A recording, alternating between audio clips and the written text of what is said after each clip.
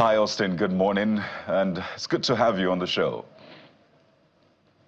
What a greetings to you, Kayode and Bukola. Good to be with you guys on the show this morning. I don't know how I was just rushing to see if I could make the show, but good to be with you guys. And Happy New Year. Good to be with you guys again. Absolutely. Happy New Year, Austin. I know it's quite tricky after all of that work, having to wake up early. Boy, but speak to us. I'm tempted to ask about the weather and all of that, but let's get to the heart of the matter, Austin. Is Victor Osimhen still in camp? There are lots of rumors about him planning to leave for Turkey, this one, that one.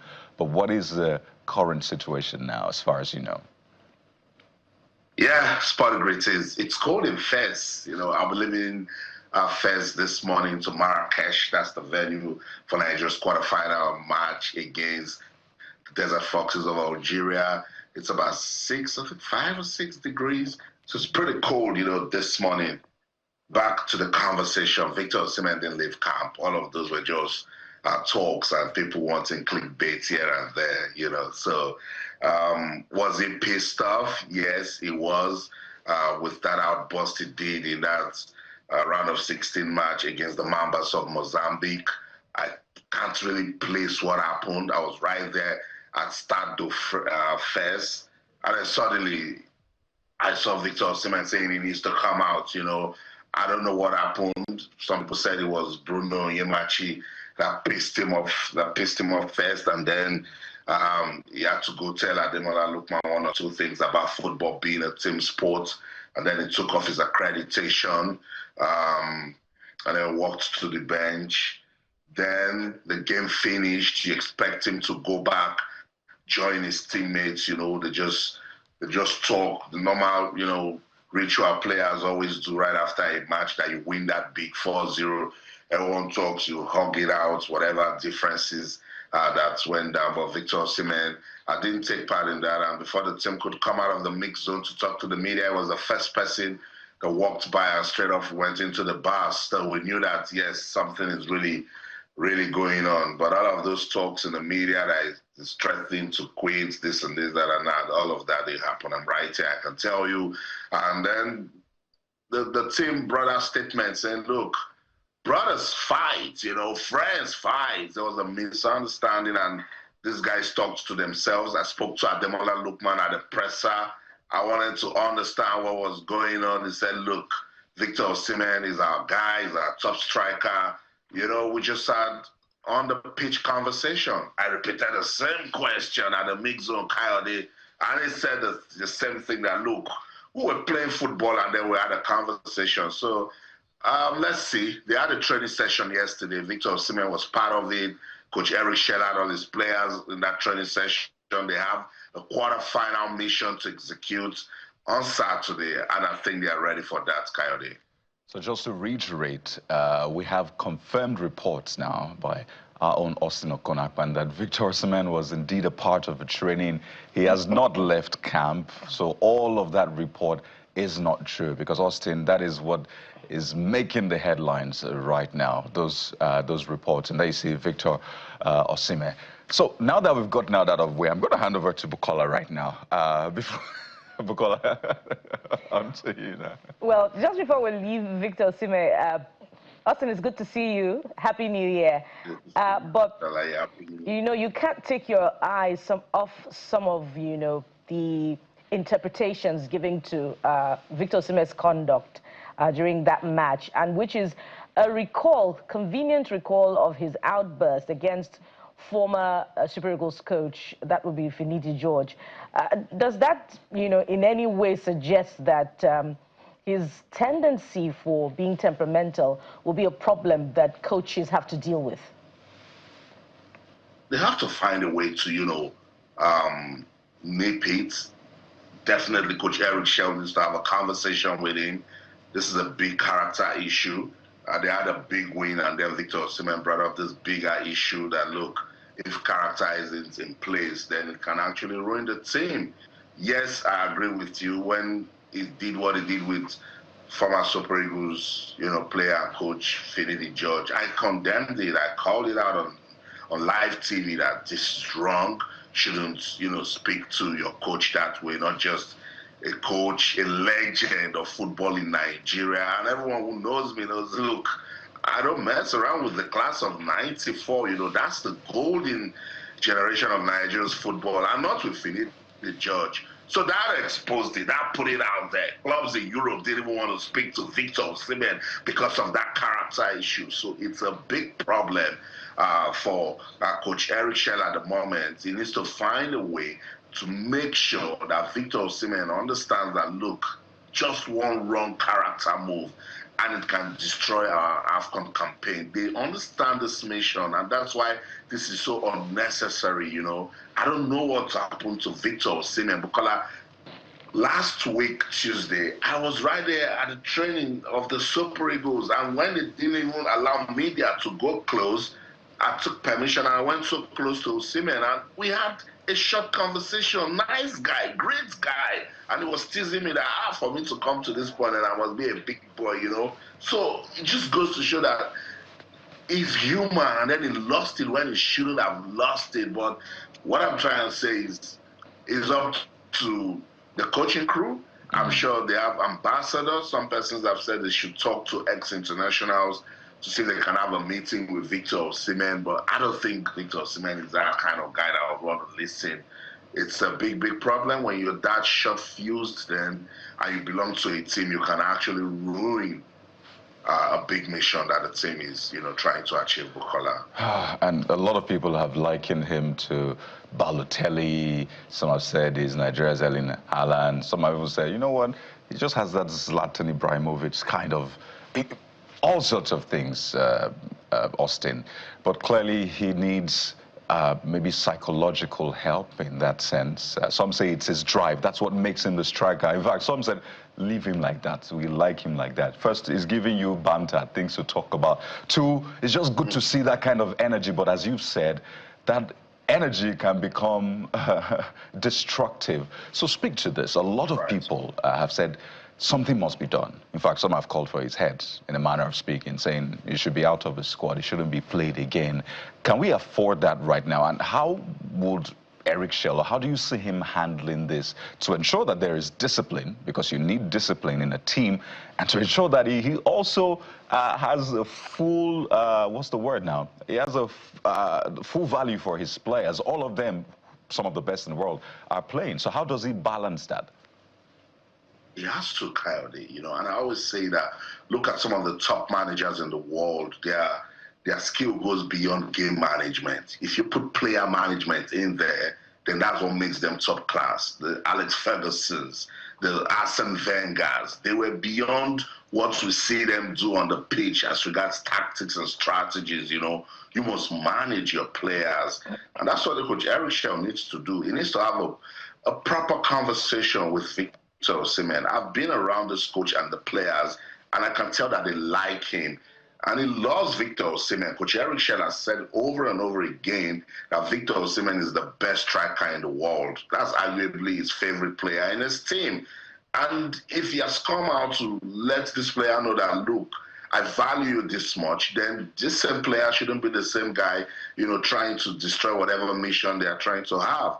So he should sit down, have a frank conversation with Victor Osimhen and say, yes, you are a valuable member of this team, but you're not indispensable, because football is a team sport. Let him know that, look, talent is a gift, but character is a choice. So Victor Osimhen, whatever reflection you want to put out there in the world, you know that it is coming from you. Your talent is no doubt there, is divine, God gave you, but check it. I always say to people that with the AFCON, God gave Nigeria Ademola Lookman to humble Victor Osimhen. Say, look, yes, you score goals, you do well, you're big in the country, but when you come to the AFCON, you need to calm down. You need to play as a team. I don't know the sort of pressure that I was getting to him, but check Mola, for instance. Mola just plays with the team, does little, but he makes sure that his impact is felt. Absolute gentle guy. Mola in 4 matches have scored goals. I've won 2 man of the match awards, and he's going strong. So I don't know what it was that got to Victor Osimhen. You had to go remind the guy that It's a team sport. Pardon That was me, what we Austin. heard when he said to Ademola Lookman, it's a team sport. So he was definitely speaking to something. But Coach Shell should say to him, tell him, we mean business here. This is a national assignment. Don't mess it up. Absolutely. Just quickly, for those who are wondering who's Mola, is Ademola Lookman, okay? For those who watch football, that's what they call him. But can we afford not to play Osimhen? Tricky one, but can we afford not to play him? If I'm the coach, that's what I would start doing. I'll build my tactics around the guy. First thing first, I need to get psychologists to sit with him and assess him and be sure that he's fine to get into the pitch and get the job done, you know. I'll build my tactics. I would probably even just shock him. Match day is not starting the game. Say, yeah, because you've not shown us that you can go out there and put some certain things behind you and go get the job done. I always tell people, we just call this thing football field. This is a battlefield. I've listened to former Super Eagles captain and coach Austin Eguavoen once said the difference between footballers and the military is the gun that they don't carry. When you get out there, you're fighting a battle. You're with your guys, and you're saying, how are we doing? And there are strategies, tactics that is being deployed to ensure that you win that battle. Just one move will mess it up. So we cannot wait to get to Marrakesh, have that media palette. That's what I'm going to say to Coach Eric Shell. I hope you have plans now to start building your team around without Victor Osimhen, you know. And let's be sincere, some of our guys aren't doing badly in the team. So let's see them. And maybe that will make Victor Osimhen sit up. You know, some persons have said they must do a public apology. I totally agree.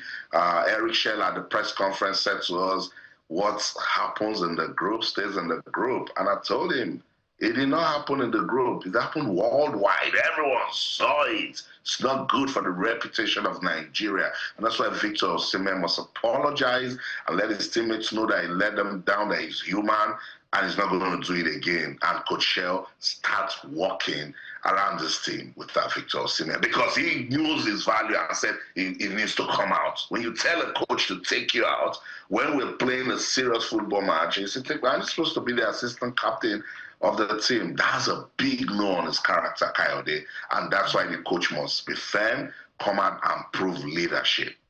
And we hope that, you know, some of these discussions find a way around the TV screens, you know, to get to Victor Osimhen as feedback, you know, such that there can be, you know, reflection, because we need those golden feet of his, you know, for more goals above the display on the pitch. And it also takes a mature mind to see that it doesn't matter who scores. It's a national assignment, as you have said. But let's get to the national assignment now, which is the match with Algeria. Nigeria has performed beyond expectation as this AFCON commenced, and so has Algeria, you know, in their first matches. So what are your projections about this meeting with Algeria? It's going to be a cracker, an absolute cracker, Bukola, you know. I didn't want Algeria, to be sincere. I wanted DR Congo because there would have been so much tied around playing DR Congo. The players would have seen it as a personal revenge mission because of what DR Congo did to them, not qualifying for the World Cup. I spoke to Bright Osai Samuel right after the match against Mozambique, and he said, yes, they want DR Congo, you know, so that they can put some revenge out there.